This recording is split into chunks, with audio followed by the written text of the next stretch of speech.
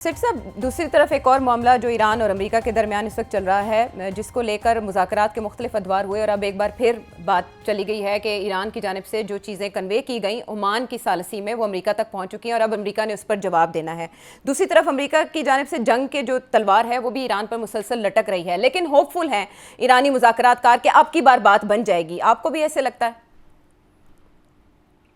देखिए, ईरान वाले पहले दिन से कह रहे हैं कि बात बन जाएगी, थोड़ा टाइम और चाहिए, नेगोशिएशंस हो रही हैं। अमेरिका की तरफ से भी उन्होंने जल्दबाजी नहीं दिखाई। वो धमकियां देते जा रहे हैं और मगर ये साथ साथ बात भी करते जा रहे हैं। और लगता ऐसे ही है कि वो भी चाहते हैं कि कोई मुज़ाकरात के जरिए ही कोई मामला हल हो जाए।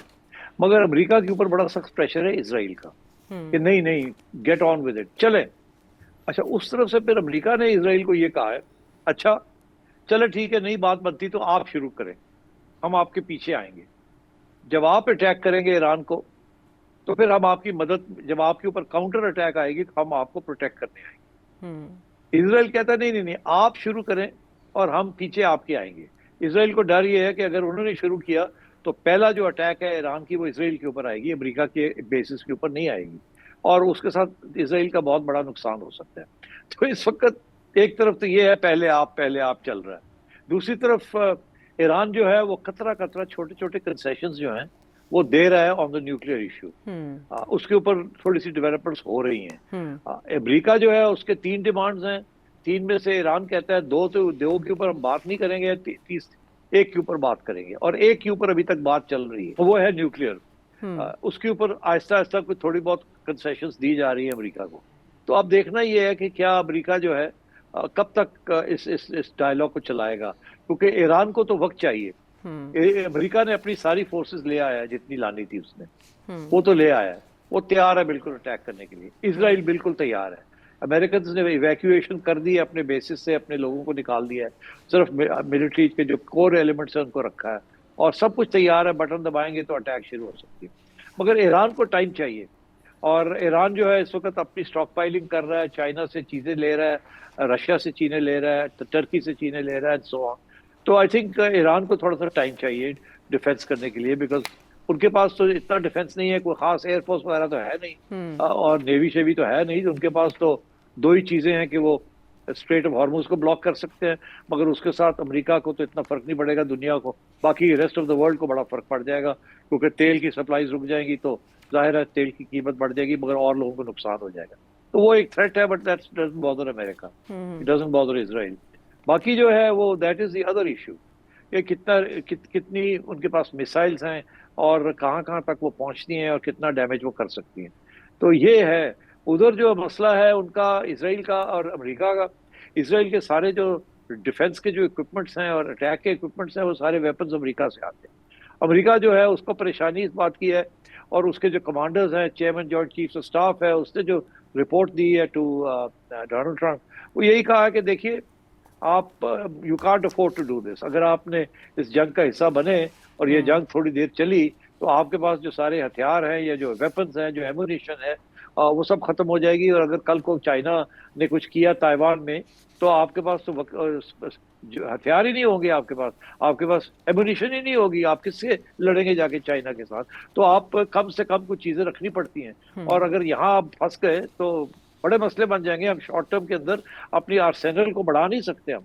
तो आई थिंक उनके भी इस किस्म के प्रॉब्लम्स हैं, मगर इसराइल बहुत बहुत प्रेशर डाल रहा है कि ये वक्त आ गया है कि लेट्स फिनिश ऑफ ईरान। तो अब देखना ये है कि अमेरिका क्या करेगा, ईरान क्या करेगा। अभी तक तो बातचीत चल रही है और मुझे जिस बात का डर है वो यही है कि कोई इसराइल की तरफ से कोई फॉल्स फ्लैग ऑपरेशन ना करें और हमास या हिजबुल्लाह का नाम लगा के, क्योंकि अभी हाल ही में मैंने देखा उन्होंने लेबनान के ऊपर इसराइल ने बमबारी भी की है अभी हाल ही में। तो इसलिए लगता है ऐसे है कि वो फ्रंट भी अभी तक खुला है और अभी तक हमास को डिसआर्मामेंट तो सवाल ही पैदा नहीं होता कि वो हो जाए।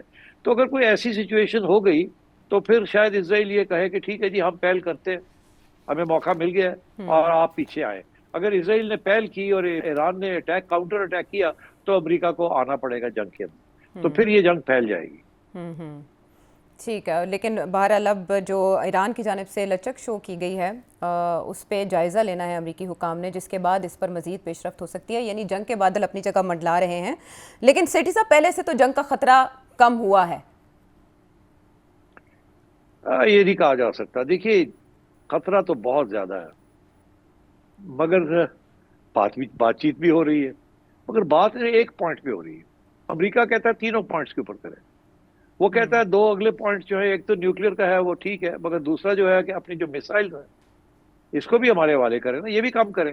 हमें धमकी है कि ये आप हमारी तक आपकी मिसाइल तो अमेरिका तक पहुंच सकती है, इसके ऊपर भी कंट्रोल को हमें दें, मौका दें टू मॉनिटर दिस। और आखिरी है वो तो जाहिर है that is the other issue कि जी हमास और हिजबुल्लाह और यूहूतीज को आप असिस्टेंस देनी बंद करें, आपके जो प्रॉक्सीज हैं। मेरा अपना ये ख्याल है कि ईरान जो है वो कमिट कर देगा कि आखिरी स्टेज पे कि हम प्रॉक्सीज जो हैं उनको नहीं करेंगे। ये एक हो सकता है, ये मुमकिन है, ये हो सकता है, और करे या ना करे आई डोंट नो अंदर की नेगोशिएशंस कितनी स्ट्रांग जा रही हैं, कितना प्रेशर है अमेरिका के ऊपर टू सेटल दिस। मगर ऑन द न्यूक्लियर इशू वो 3% तक आ जाएंगे वहाँ, और जो पिछली दफा जो उनकी डील थी उससे थोड़ा और ज्यादा कंसेशन दे देंगे।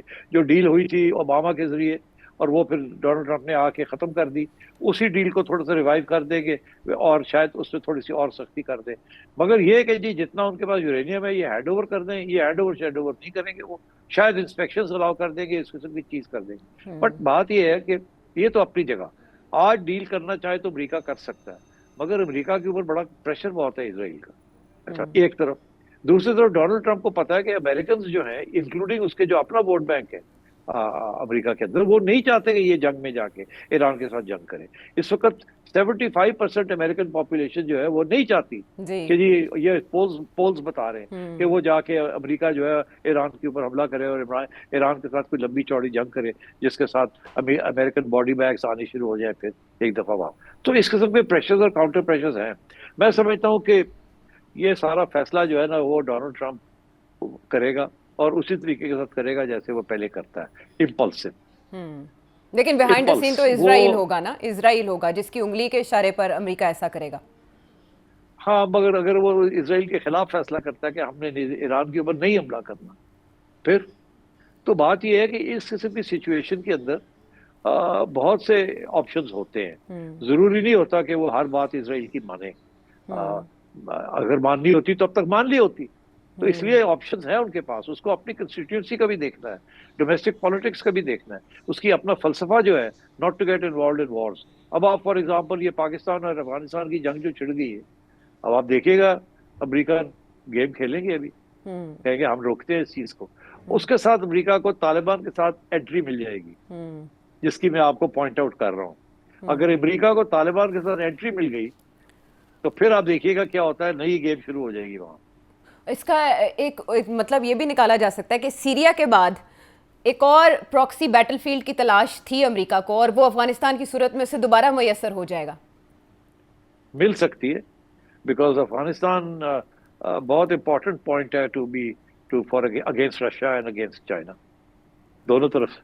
अगर अमेरिकन वापस पहुंच जाते हैं इन सम वे और दी अदर, अगर तालिबान हिंदुओं से और यहूदियों के साथ कर सकते हैं तो क्रिश्चियंस के साथ क्यों नहीं कर सकते?